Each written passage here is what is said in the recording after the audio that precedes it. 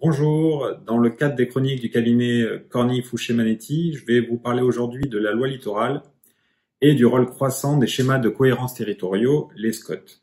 On sait que la loi littorale n'autorise en principe que les projets de construction ou d'aménagement qui sont en continuité avec des agglomérations ou villages existants. Les préfets, dans le cadre du contrôle de légalité, ont eu une interprétation assez stricte de la notion de village, notamment basée sur des critères nationaux, la présence de commerce, la présence d'équipements publics suffisants, etc. La loi Elan de novembre 2018 a introduit une nouvelle disposition qui habilite les SCOT à définir ses propres critères d'identification des villages ou agglomérations. Et on remarque que depuis cette loi, des juges du fond, c'est le cas de la Cour administrative d'appel de Nantes, c'est le cas très récemment du tribunal administratif de Bordeaux, font application d'une théorie dite du SCOT écran que l'on peut résumer de la manière suivante.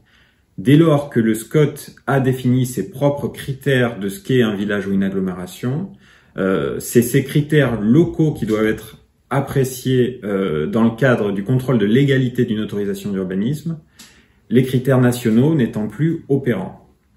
On observe donc une sorte de décentralisation de l'application de la loi littorale dont il faut tenir compte dans le montage et dans la défense des projets.